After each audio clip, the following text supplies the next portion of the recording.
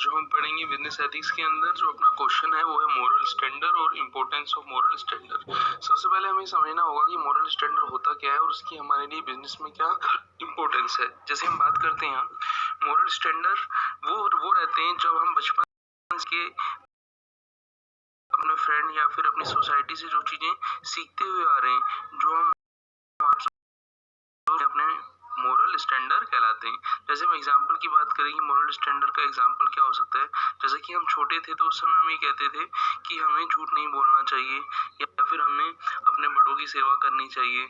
हमारी सोसाइटी के अंदर हम जहाँ रहते थे वहाँ कुछ रूल्स रेगुलेशन रहते थे, तो वो हमारे लिए क्या थे, मोरल होते थे। अब उन्हें हम फॉलो करते हैं या फिर नहीं करते हैं, वो हमारा एथिकल प्रिंसिपल हुआ कि हम उन्हें फॉलो कर रहे हैं या फिर नहीं कर रहे हैं।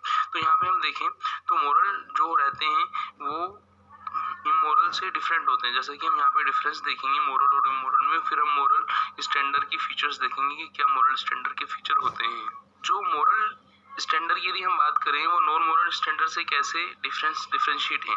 Moral standard deal with the matter which can seriously benefit human being while it is not in the case with the non moral standard. कि बचपन से जो चीजें हमें सिखाई गई हैं कहीं ना कहीं हमें लगता था कि वो ह्यूमन बीइंग के लिए क्या है, बेटरमेंट के लिए, ह्यूमन बीइंग के लिए, जबकि नॉन मोरल के अंदर ये चीजें नहीं होती, वो इमोरल होती हैं, वो चीजें ह्यूमन के इंटरेस्ट के अगेंस्ट होती हैं। तो कहने का मतलब ये हुआ मोरल स्टैंडर्ड से कुछ ना कुछ ह्यूमन बीइंग को बेनिफिट होता है। अब हम बात करेंगे कि जो मोरल स्टैंडर्ड होते हैं वो क्या टाइम डिफर करते हैं किसी सोसाइटी के लिविंग स्टैंडर्ड से। तो यहाँ पे हम देखें moral standard are not form और change by the decision of particular body or the validity of this standard lie on the adequacy of reason that are taken to support and justify them। कि ये किसी पर depend नहीं होते, ये वो चीजें रहती हैं जो हम देखते हैं, जिस एनवायरनमेंट के अंदर हम रहते हैं वहां से हम एब्जॉर्व करते हैं। अब हम बात करते हैं कि जो मोरल ऑब्लिगेशन होता है वो होता क्या है आपका, और आपका जो वो इमोरल या नॉन मोरल वैल्यू से कैसे डिफरेंस है। यहाँ पे आपको देखने के लिए कॉन्फ्लिक्ट मिलेगा कि जो पर्सन जो मोरली जो चीजें सही करते हैं वो क्या करते हैं, वो अपने इंटरेस्ट को नहीं देखते, वो कहीं ना कहीं जिस सोसाइटी से वो आए, जिस एनवायरनमेंट से वो आए, उन चीजों को वहाँ इम्प्लीमेंट करते हैं। जबकि इमोरल के अंदर लोग क्या करते हैं, नॉन मोरल वैल्यू या सेल्फ इंटरेस्ट की वैल्यू को कंसिडर करते हैं, उस पर उनका फोकस रहता है। अब हम बात करेंगे जो नॉन मोरल स्टैंडर्ड होते हैं उनका हम कैसे देखते हैं कि उसका बेसिस है क्या। उसका बेसिस ये होता है कि वो the interest of the particular individual और ग्रुप के लिए किए जाते हैं, वो पर्सनल इंटरेस्ट के लिए नहीं किए जाते, वो यूनिवर्सल इंटरेस्ट के लिए किए जाते हैं। तो यहाँ पे हमने मोरल स्टैंडर्ड का नॉन मोरल स्टैंडर्ड से जो डिफरेंस किया उससे हमें ये सीखने के लिए मिला, जो 4 चीजें हमें मिली। पहला क्या कि मोरल स्टैंडर्ड वो रहते हैं जो सोसाइटी के बेनिफिट के लिए किए जाते हैं, और मोरल स्टैंडर्ड वो रहते हैं जो चेंज नहीं होते bye the decision of a particular person, वो चेंज नहीं होते। मोरल जो है, थर्ड हमने पढ़ा कि मोरल डिसीजन जो होते हैं उसमें थोड़ा ओब्लिगेशन होता है, उसमें हम सेल्फ इंटरेस्ट को रिमूव करके सोसाइटी के बेनिफिट के लिए ध्यान देते हैं।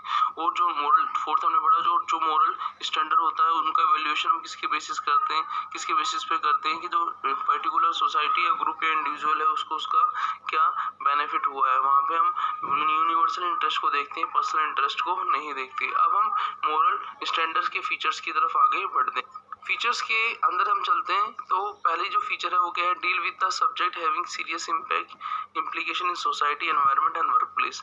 कि जो आपका मोरल स्टैंडर्ड है वो उन चीजों के इम्पैक्ट को कंसिडर करता है जिस सोसाइटी, एनवायरनमेंट या वर्क प्लेस में वो काम लोग वह काम करते हैं, उसको इफेक्ट को देखता है। जैसे हम एग्जांपल दें तो यहाँ पे लिखा हुआ है unhygienic food will be harm to the health of our children or society or health of the consumer, hence it is a moral matter।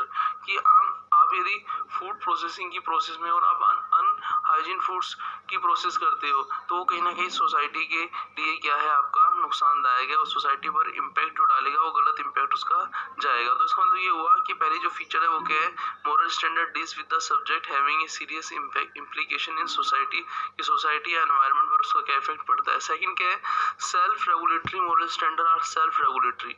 Self regulatory मतलब क्या हुआ कि जो मोरल स्टैंडर्ड होते हैं वो उनको लॉ और रेगुलेशन से हम चेंज नहीं कर सकते। इसका यदि हम एग्जांपल देखें, if India had a governing standard for cold drink and pesticides content made the permissible standard, है ना, कि यदि इंडिया के अंदर जो आपकी कोल्ड ड्रिंक और पेस्टिसाइड्स जो हैं वो क्या एक जो पर्टिकुलर स्टैंडर्ड है उसको फॉलो कर देते हैं, तो मोरल स्टैंडर्ड ये बोलता है कि यदि उस चीज को फॉलो कर देते हैं तो वो सोसाइटी के लिए कोई नुकसान नहीं है। यदि वो स्टैंडर्ड को फॉलो नहीं करते तो कहीं ना कहीं वो सोसाइटी के लिए क्या है, आपके लिए नुकसानदायक है। तो ये चीज क्या है, सेल्फ रेगुलेटरी है।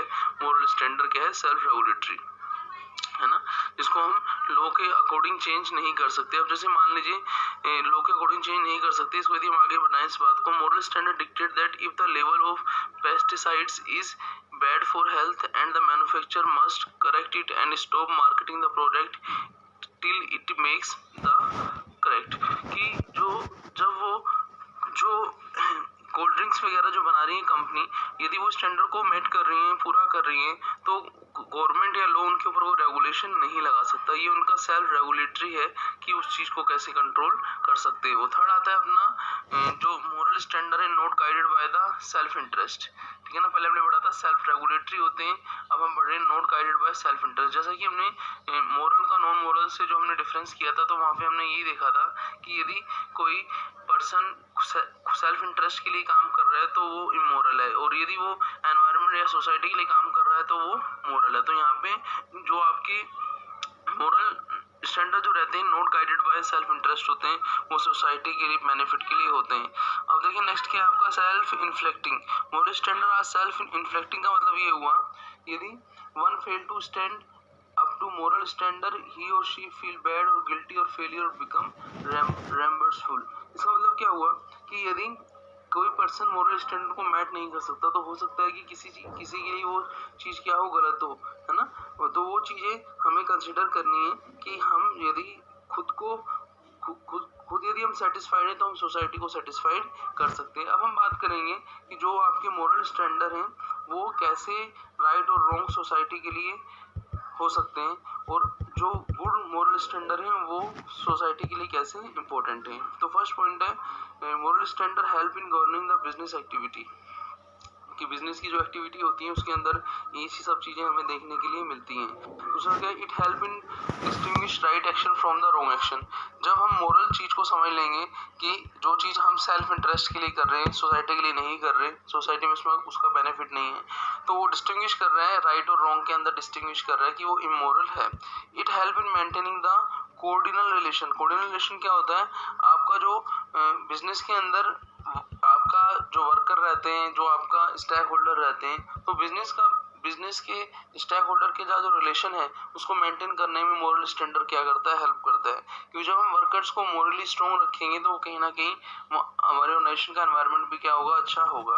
अब हम ये देखेंगे कि जो मोरल स्टैंडर्ड्स की जो हमने चीजें पढ़ी हैं, ये तो हमने पढ़ा था उसका मीनिंग होता क्या है, फिर हमने देखा था मोरल और इमोरल का डिफरेंस क्या होता है, और फिर हमने पढ़ा था कि इसके फीचर्स क्या हैं मोरल स्टैंडर्ड के, और लास्ट में हमने क्या कंप्लीट किया, उसकी इंपॉर्टेंस क्या है।